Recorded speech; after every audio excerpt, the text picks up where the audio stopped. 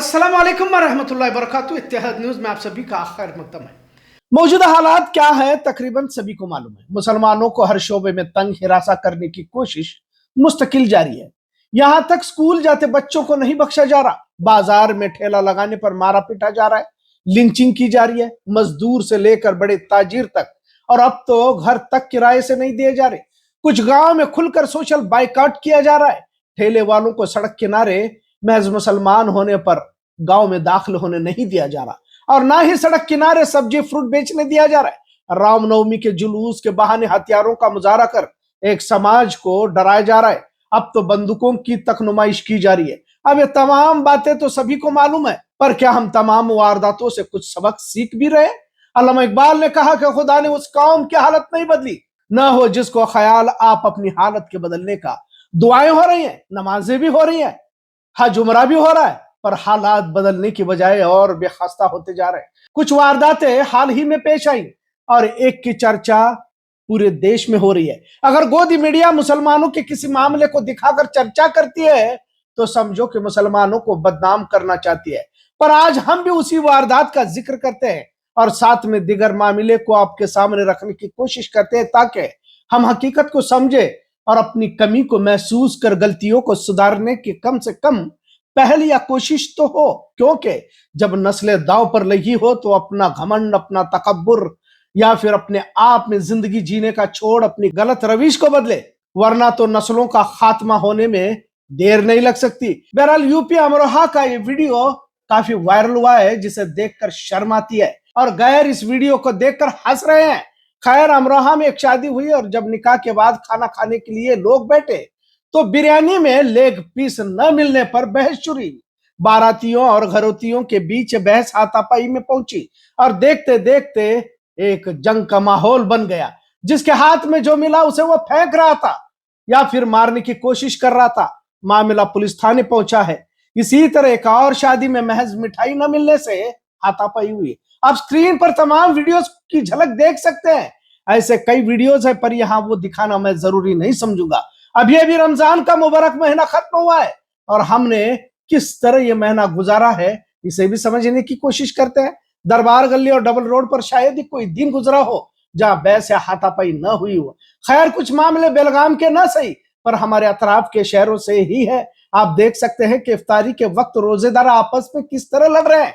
इफ्तार में रखे खाने की तक बेअदबी हो रही है। अब एक और मस्जिद का वीडियो जिसमें मस्जिद का सदर क्यों नहीं बनाया जा रहा कहते हुए मस्जिदों को अखाड़ा बनाया जा रहा है। मतलब किस तरह की तहजीब, खौफ खुदा, खौफ रसूल कुछ भी अब नहीं रहा। अब हुकूमतें तो मुसलमानों से छीन ली गई, जिल्लत की जिंदगी वैसे भी जी रहे हैं। चारों तरफ से लातों घूसों से मुसलमानों का इस्तकबाल किया जा रहा है, तो मुसलमान अपनी बहादुरी मस्जिदों में दिखाने लगा है, क्योंकि अब बहादुरी अपनों पर ही दिखाएगा। और सबसे अहम बात, क्या ये कौम सिर्फ खाकर ही मरेगी? ऐसा सवाल भी जहन में आना लाजिम हो जाता है। कहां हमारे असलाफ की तारीख के दरख्तों के पत्ते और पेट पर पत्थर बांधकर दीन इस्लाम की खातिर खैर खानदान, कारोबार, बच्चों की कुर्बानियां देकर हम तक दीन पहुंचाया, और हम है कि खाने के लिए ऐसे लड़ रहे जैसे जिंदगी का यह आखिरी खाना हो, शायद इसके बाद कुछ नहीं मिलने वाला।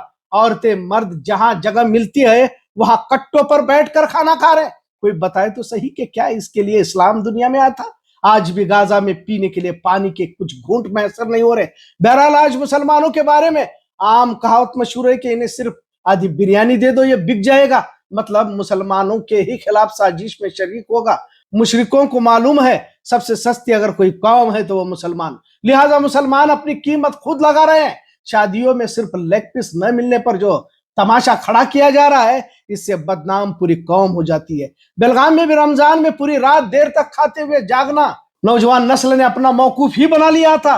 गोया असल मौकूफ से वो कोसों दूर जा चुकी है। मस्जिदों में जिम्मेदार बनने के लिए झगड़े तो अब आम होते जा रहे हैं। आखिर हमारी सोच का मियार समझने की जरूरत है। मस्जिद के इमाम को, मस्जिद के जिम्मेदारान को चंदे की फिक्र रहती है, मस्जिद के जिम्मेदार को ओहदे की फिक्र लगी रहती है, मुक्तदी को दूसरे इमाम को रखने की फिक्र सताती रहती है। एक मस्जिद में कई गिरोह एक दूसरे की साजिश को अंजाम देते रहते हैं, जबकि मुसलमानों को ही सफ़े हस्ती से मिटाने की साजिश काफिर और मुशरिक कर रहे हैं। लेकिन हम है कि एक दूसरे को काफिर कहने में लगे हुए। आज भी मसलक का जहर मिल्लत के दरमियान बाकी है। یہ سب سے بڑی ہماری بدنصیبی ہے۔ شاید ہی کوئی دن گزرتا ہو جہاں مسلمانوں کے خلاف سازش اس ملک میں نہ چلی جا رہی ہو، پر ہماری سوچ، ہماری فکر، ہمارا نظریہ یہ الگ ہوتا جا رہا ہے۔ وہی منہ میں مکھیاں مارنے کی عادت کو ہم نے اپنے نسلوں میں منتقل کیا ہوا ہے۔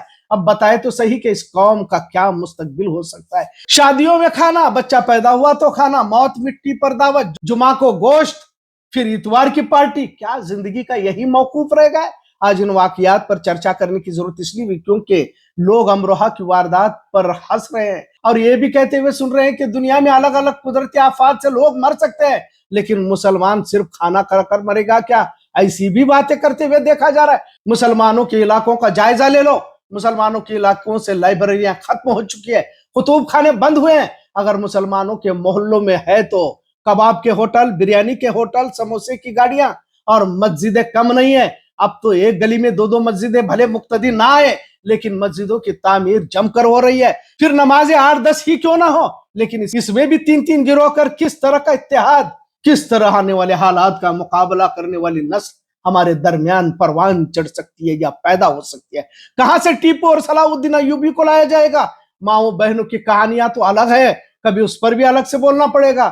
جو بھی ہو، لیکن آپ سے اختلافات، اور وہ بھی کھانے کو لے کر، انتہائی شرمناک ہی کہہ سکتے ہیں، جس پر لمحے فکر ضروری ہے، اتنا سچ۔ آج کا موضوع کیسا لگا اس پہ ضرور کمنٹ کریں۔ اتحاد نو دیکھنے کے لیے شکریہ۔ اللہ حافظ۔